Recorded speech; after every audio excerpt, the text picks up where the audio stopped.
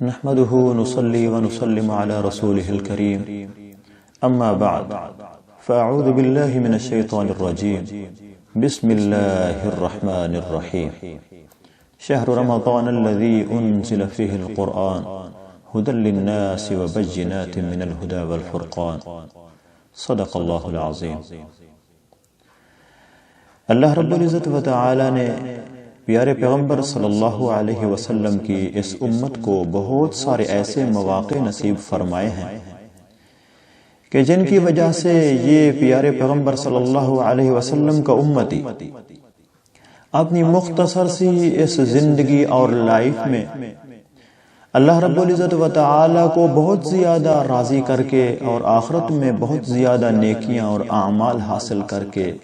اپنے آپ کو خوش نصیب اور خوش قسمت اور خوش بخت بنا سکتا ہے۔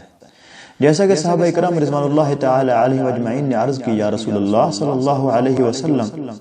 ہم بھلا پہلی امتوں کے لوگوں کے اعمال کے برابر کیسے پہنچ سکتے ہیں جبکہ ان لوگوں کی زندگیاں بہت زیادہ تھی اور ہماری زندگیاں اور عمریں بہت کم ہیں۔ ویسے بھی پہلی امتوں کی زندگی بہت لمبی اور طویل ہوا کرتی تھی، جیسا کہ حضرت آدم علیہ السلام کے متعلق ذکر آتا ہے کہ ان کی 1000 سال عمر تھی، اور اسی طریقے سے حضرت نوح علیہ السلام کی عمر کے بارے میں بھی آتا ہے، اور جو انہوں نے صرف اللہ کے دین کے لیے دعوت و تبلیغ کا کام فرمایا اس کی عمر جو بیان کی گئی ہے 950 سال، اور نبوت ملنے سے پہلے بھی کافی عرصہ گزرا ہوگا، اور پھر کشتی سے اتر جانے کے بعد بھی تقریباً 150 سال کا عرصہ لکھا گیا ہے۔ تو ایسے ان کی ہزاروں سال زندگی، اور واقعتاً ان کی امتوں کی زندگی، امتیوں کی زندگی بھی زیادہ ہی لمبی ہوگی، جبکہ اس امت کے آدمی کی اور امتی کی زندگی 60 سے 70 سال کے درمیان، یا کوئی اکا دکا ہوگا جس کی زندگی 100 سال یا 100 سے کچھ اوپر چلی جائے۔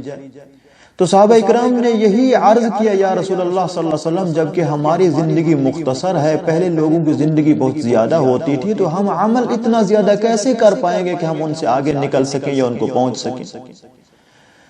تو اللہ رب العزت و تعالی نے مومنین کی اس خواہش کو اور مومنین کی اس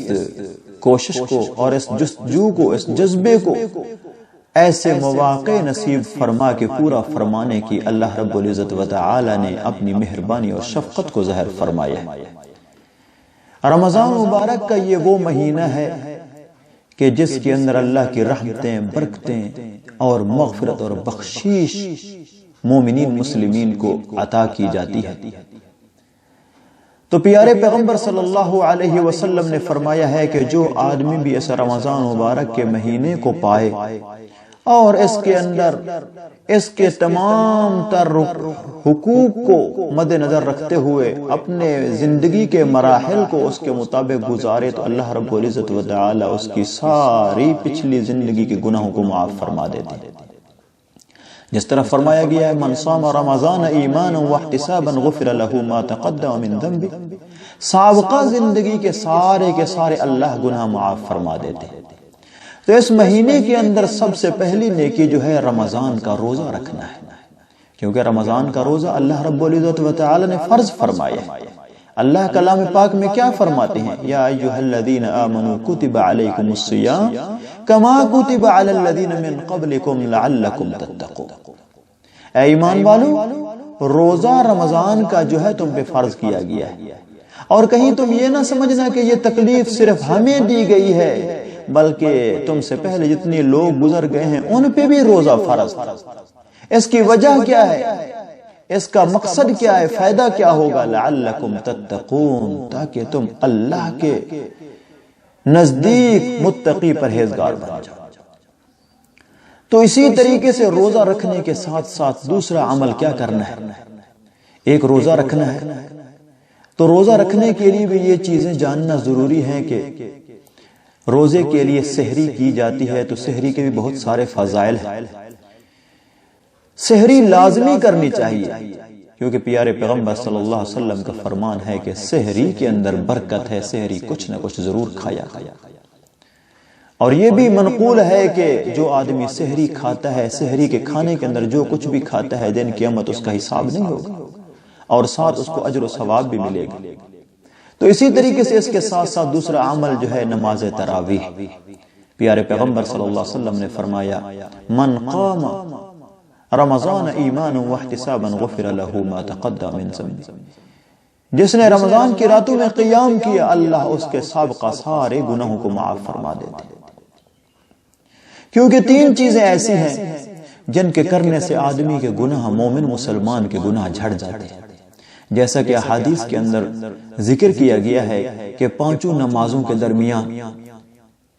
کہ صبح کی آدمی نماز پڑھتا ہے تو عشاء سے لے کے صبح تک کے اس کے گناہ معاف ہو جاتے ہیں، پھر ظہر کی نماز پڑھتا ہے تو صبح سے فجر کی نماز سے ظہر تک کے گناہ، پھر عصر کی پڑھتا ہے، پھر ظہر سے عصر تک، مغرب کی پڑھتا ہے، عصر سے مغرب تک، عشاء کی پڑھتا ہے، مغرب سے عشاء تک کے گناہ معاف ہو جاتے ہیں۔ تو اس سے مراد صغیرہ گناہ ہے، کبیرہ گناہ جو ہے وہ توبہ کرنے سے ہی معاف ہوتے ہیں۔ تو اسی طریقے سے فرمایا گیا ہے کہ آدمی ایک جمعہ پڑھتا ہے تو دوسرے جمعہ پڑھنے سے اس کے پچھلے جمعہ سے لے کے اگلے جمعہ تک کے گناہ معاف ہو جاتے ہیں۔ اسی طریقے سے رمضان کے روزے رکھتا ہے تو اللہ رب العزت و تعالی ایک رمضان سے دوسرے رمضان آنے تک کے اللہ سارے گناہ اس کے معاف فرما دیتے ہیں۔ تو کتنی بڑی برکت کی بات ہے، خوش قسمتی کی بات ہے، خوش نصیبی کی بات ہے کہ آدمی روزہ رکھتا ہے اور اللہ رب العزت و تعالی اس کے گناہ معاف فرماتے ہیں۔ اسی طریقے سے تراویح کے اندر قرآن مقدس سنتا ہے، کیونکہ قرآن مقدس کا اور رمضان مبارک کا بہت گہرا تعلق ہے۔ قرآن اور رمضان کا بہت ہی گہرا تعلق ہے، جیسا کہ احادیث کے اندر منقول ہے کہ رمضان المبارک کے اندر ہی قرآن مقدس اللہ رب العزت و تعالی نے یک بارگی لوح محفوظ سے آسمان دنیا پہ نازل فرمایا۔ اسی طریقے سے جب پہلی وحی نازل ہوئی، پیارے پیغمبر صلی اللہ علیہ وسلم جب غار حرا سے بحر تشریف لا رہے تھے، شام کا وقت، سورج غروب ہو رہا تھا، مغرب کا وقت قریب تھا، تو اسی وقت آن جبرائیل امین علیہ السلام نمودار اور ظاہر پیارے پیغمبر صلی اللہ علیہ وسلم کے سامنے آ کہتے ہیں اقرأ یا محمد صلی اللہ علیہ وسلم۔ آپ صلی اللہ علیہ وسلم نے فرمایا ما انا بقارئ، میں پڑھا ہوا نہیں۔ تو پھر کہا گیا حتیٰ کہ پیارے پیغمبر صلی اللہ علیہ وسلم کو جب جبرائیل امین نے پہلی وحی کے ذریعے سے یہ 5 آیت سورۃ علق، اقرأ بسم ربک الذی خلق، خلق الانسان من علق، اقرأ وربک الاکرم الذی علم بالقلم، علم الانسان ما لم یعلم، یہ پڑھائیں، یہ سنائیں، یہ وحی کے ذریعے سے آپ صلی اللہ علیہ وسلم تک پہنچائیں، تو وہ بھی رمضان مبارک کا مہینہ تھا۔ تو رمضان اور قرآن کا بہت گہرا تعلق ہے۔ آدمی کو قرآن مقدس کے ساتھ لگاؤ رکھنا چاہیے، قرآن مقدس کی اپنی طاقت و استطاعت کے مطابق جتنا ہو سکے تلاوت کرنی چاہیے۔ قرآن مقدس کی جتنی بھی تلاوت زیادہ کرے گا، کیونکہ احادیث کے اندر ذکر کیا گیا ہے کہ جو آدمی قرآن مقدس کا ایک حرف پڑھتا ہے اللہ رب العزت و تعالی اس کو 70 نیکیاں عطا فرماتے ہیں۔ قرآن مقدس کے ایک ایک حرف کے بدلے اللہ رب العزت و تعالی اتنی ڈھیروں نیکیاں عطا فرماتے ہیں۔ تو کیوں نہ ہم اس رمضان مبارک کے برکتوں والے مہینے کے اندر روزے کے ساتھ ساتھ قرآن مقدس کی تلاوت بھی کریں۔ قرآن مقدس کی تلاوت کرنا یہ تیسرا کام ہے رمضان مبارک کے مہینے کے اندر۔ اور اس کے علاوہ چوتھا کام ہے رمضان مبارک کے مہینے کے اندر آدمی مسلمان مومن لوگوں کی غم خواری کرے۔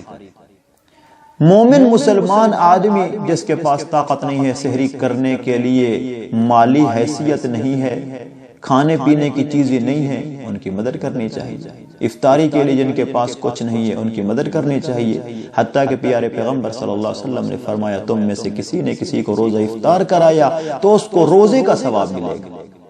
پوچھا گیا یا رسول اللہ صلی اللہ علیہ وسلم اگر ہمارے اندر پیٹ بھر کے کھانا کھلانے کی طاقت نہ ہو تو تب آپ نے فرمایا لسی کے ایک گھونٹ سے، اگر پانی کے ایک گھونٹ سے بھی اگر تم نے روزہ افطار کرا دیا تو تمہیں پورے روزے کا ثواب ملے گا۔ تو اس لیے میرے عزیز اور بزرگوں ہمیں چاہیے، میرے مسلمان بھائیوں ہمیں چاہیے کہ اس ماہ مبارک جو سیزن کا مہینہ ہے،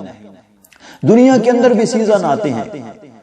تاجروں کے لیے بھی سیزن آتے ہیں، سردیوں کے سیزن، گرمیوں کے سیزن، اور ہر ایک چیز کا سیزن الگ الگ ہوتا ہے، ہم اس کے اندر بھرپور حصہ لیتے ہیں، لیکن یہ ایک آخرت کا سیزن ہے۔ آخرت کی زندگی میں ڈھیروں نفع کمانے کا، ڈھیروں فائدے کمانے کا، ڈھیروں اللہ رب العزت و تعالی کی مہربانیوں اور رحمتوں اور برکتوں اور بخشش کمانے کا یہ بہترین سیزن ہے۔ اس کے اندر ہمیں چاہیے مکمل طور پہ کوشش کر کے اللہ کے اس بھیجے ہوئے مہمان مہینے اور اس سیزن کو مکمل طور پہ اپنی زندگی کے ساتھ جوڑ کے اس کے اندر تمام تر فوائد حاصل کر کے اپنی دنیا اور آخرت کو بہتر بنائے۔ اللہ رب العزت و تعالی سے دعا ہے ہم سب کو عمل کی توفیق نصیب فرمائے۔ وما علینا الا البلاغ المبین۔